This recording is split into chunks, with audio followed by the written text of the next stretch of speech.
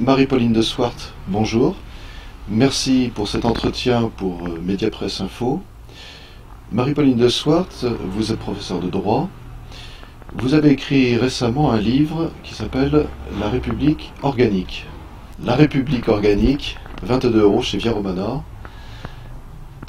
Le sous-titre ? Un patrimoine constitutionnel à restaurer.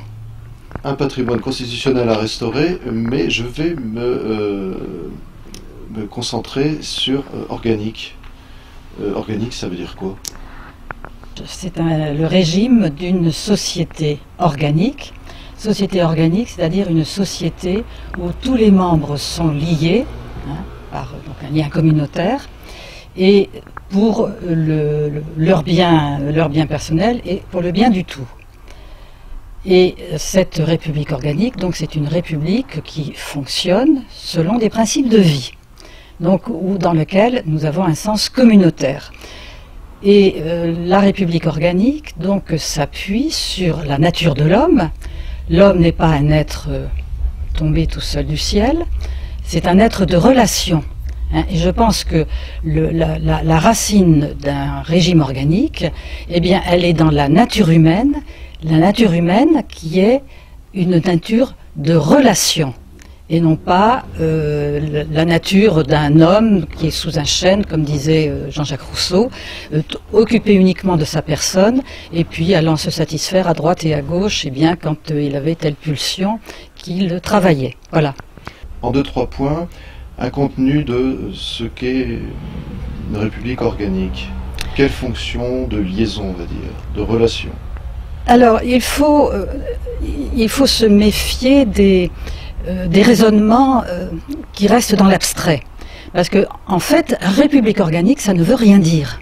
Ça ne veut rien dire parce que la République, en France, telle que nous la connaissons, elle a été faite contre un système organique, qui était le système de l'Ancien Régime. Et le système organique, c'est le système de toutes les civilisations. C'est-à-dire, dans les diverses civilisations, eh bien, nous avons l'être humain qui est pris dans un réseau de relations, et ce réseau de relations, eh bien, se trouve chapeauté par l'État qui organise, qui protège. Et la France de l'Ancien Régime, eh bien, était dans cette démarche, était dans cet état. Et elle avait mené le système organique à très haut niveau, parce que la France de l'Ancien Régime, eh bien, s'appuyait sur l'enseignement de l'Église, et l'enseignement de l'Église, eh bien, est venu compléter eh bien, ce que les civilisations antérieures avaient déjà donné comme principe pour établir une société de civilisation, parce qu'il s'agit de savoir si nous voulons vivre dans une civilisation donnée, ou bien si nous voulons être des individus posés à côté les uns des autres, comme des petits cailloux, ne se préoccupant pas des autres, sauf pour les rançonner ou leur exiger d'eux ce dont nous avons besoin. Donc, vous voyez, tout est lié. Un système organique, c'est un système civilisationnel. C'est la distinction entre ceux qui prient, ceux qui se battent et ceux qui produisent. Exactement, et qui avait été mise en exergue par Georges Dumézil. Dans toutes les sociétés organiques, eh bien, nous avons les fonctions qui ont toujours été considérées comme indispensables pour l'épanouissement de l'être humain. Eh bien, il y a le culte rendu à Dieu. Donc les sociétés civilisées ont une divinité. Il y a celui qui se bat pour la cité. Et puis, il y a celui qui nourrit la cité. Et ces trois fonctions, l'histoire montre, on ne peut pas faire donc abstraction de l'histoire, ce que je disais tout à l'heure, l'histoire montre eh bien, que toute société digne de ce nom doit respecter ces fonctions. Et cela est tout à fait conforme à la nature humaine.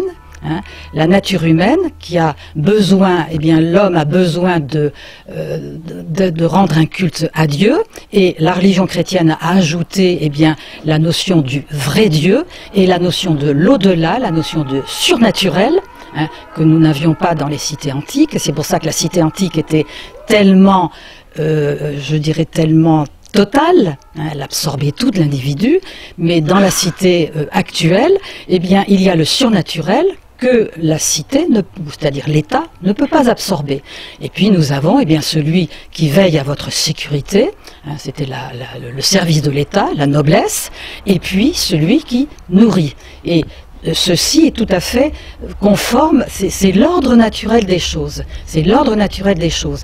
Et une république organique, une république qui serait organique, donc doit respecter cet ordre naturel qui est inscrit en l'homme, et elle doit respecter, eh bien, nous avons la loi naturelle, qui est la loi qui dicte à l'homme, eh bien, quels sont ses devoirs.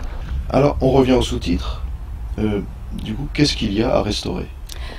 Alors, un patrimoine constitutionnel à restaurer. C'est-à-dire, je me suis dit, quand j'ai commencé ce livre, la France a vécu pendant 1500 ans, enfin depuis Clovis, hein, qui est vraiment c'est magnifique quand on découvre le prologue de la loi salique et cet acte de foi extraordinaire. Hein. Enfin, on a trouvé le vrai Dieu, on a trouvé celui qui va nous donner la jeunesse et l'enthousiasme. Bon. Et donc, il y a une société organique qui s'est petit à petit, eh bien, qui s'est établie. Donc, à la fin de l'Ancien Régime, on avait bien cette répartition donc des trois fonctions, clergé, noblesse, tiers-état. On a vécu donc pendant très longtemps avec des liens organiques. La famille, et puis l'État, et puis entre les deux, donc les corps intermédiaires, hein, et puis nous avons donc ces ordres, clergé, noblesse, tiers-état, les paroisses, etc. Bien. Et puis tout d'un coup, on dit non, on est l'individu tout seul. Mais ces liens organiques, ils nous ont marqués, ils sont dans nos gènes. Hein. Et donc, ils doivent bien être quelque part. Ils sont dans notre mémoire, on devrait pouvoir les retrouver. Est-ce que on n'a pas idée quelquefois de revenir à cette histoire-là? Est-ce qu'on y... Bon. Et d'ailleurs, Tocqueville disait, eh bien, il en est des idées c'est comme un petit peu des vagues qui reviennent. Bon. Alors, je me suis dit, effectivement, est-ce que notre histoire, parce qu'en droit constitutionnel, puisque j'ai enseigné longtemps le droit constitutionnel, eh bien, on part évidemment de la sacro-sainte Révolution, et effectivement, elle est sacro-sainte à bien des égards. Et est-ce que, eh bien, malgré tout, on n'a pas eu idée, hein, de temps en temps, de dire, en fait, si on essayait ce qui a quand même marché, parce que la France était quand même le premier pays d'Europe à l'époque. Vous pensez à la Constitution de la Ve République? La Constitution de la Ve République, hein. Mais dans les constitutions précédentes, bon évidemment là on n'a pas le temps d'en parler, mais dans les constitutions précédentes, on a eu cette vague de temps en temps qui revenait. Puis pourquoi? Eh bien parce que les principes organiques, ces principes donc d'une société communautaire où il y a échange de droits et de devoirs, hein, eh bien ces principes sont des principes de vie. Et on ne peut pas faire abstraction des principes de vie. Hein, on ne peut pas se passer, par exemple, d'une autorité. L'autorité qui garde, l'autorité de l'État, l'autorité du chef de l'État, qui garde la communauté, qui va essayer de l'orienter. On ne peut pas se passer d'un principe religieux, parce que le principe religieux, eh bien, va venir légitimer comment dirais-je, les décisions, les lois qui sont prises. Voyez ? Et donc notre République a besoin de ces principes de vie. Mais alors on trouve normalement une présidence forte dans la Ve République, oui. On trouve la laïcité inscrite très rapidement dans la Constitution. Ça n'empêche pas que la qualité des présidents de la République se dégrade quand même, oui. Visiblement. Oui, mais vous pouvez remarquer que la Ve République, la Constitution de 58, est celle qui dure le plus longtemps jusqu'à présent. Ça montre que le général de Gaulle avait quand même avait une éducation chrétienne. Bon, on lisait Maurras dans sa famille. Le général de Gaulle avait donc l'idée, eh bien, des principes je dirais, intemporelles qui permettent à une société de vivre. Et d'ailleurs, ça avait traversé toute la Troisième République, la nécessité d'un exécutif fort. Mais d'ailleurs, dans la Constitution de 75, l'exécutif, normalement, était fort. Mais bon. Alors, et donc le général... Il faut restaurer. Il faut revenir aux sources de la Ve République laïque et irrémédiablement déclinante. Revenir à l'ancien régime. Alors la République actuelle tient. Et vous pouvez remarquer que on peut défiler la moitié de la France, etc., pour défendre la famille, pour défendre le mariage, etc., parce que la famille est à la base du système organique. Hein. Mais passé, il n'y a rien à voir, hein, il n'y a rien à entendre. Vous avez quelques clampins qui défilent, je ne sais même plus pourquoi, c'était pour l'éducation nationale. 2 jours après, on donne les vacances qui vont se terminer le 2 septembre. C'est pour dire que la République actuelle est forte parce que elle a malgré tout des principes organiques. Donc on disait une présidence de la République forte, l'idée d'une certaine représentation, enfin là c'est un souvenir d'une représentation professionnelle à travers le Conseil économique et social.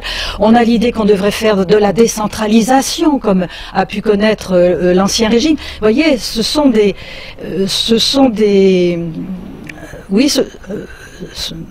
c'est par touche.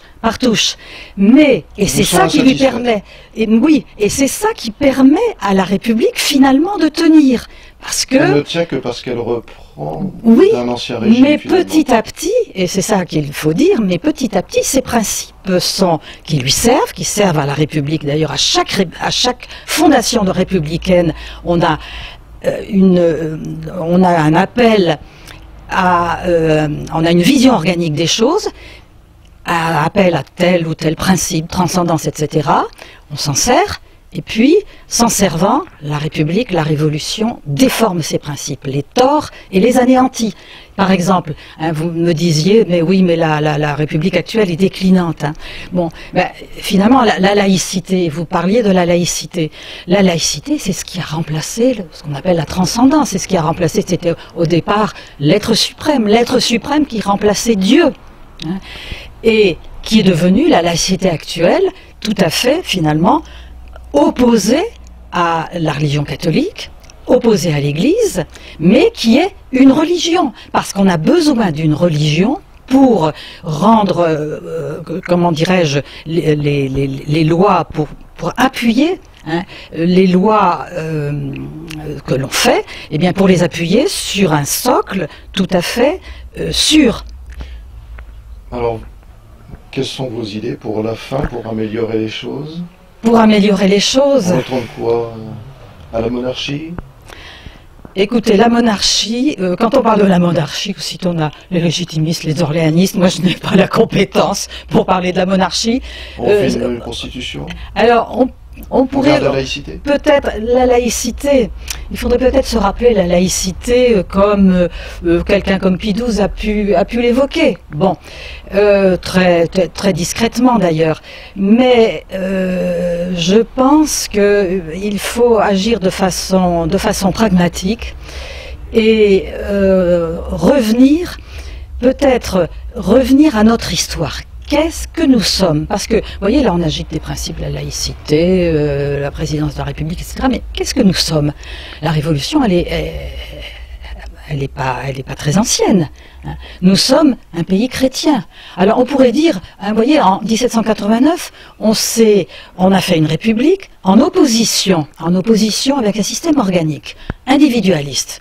On pourrait dire, écoutez, c'était pas si mal que ça. On pourrait peut-être faire comme la Hongrie, commencer par ça. Hein, nous sommes fiers de ce que nous avons été, nous sommes fiers de ce qu'a été la France. Hein. Les reportages à la télévision n'arrêtent pas de nous montrer les merveilles de nos ancêtres. Bon, ils étaient peut-être tout à fait obscurantistes, ils étaient peut-être nuls, ils étaient peut-être des barbares, mais ils nous ont fait des choses inégalées.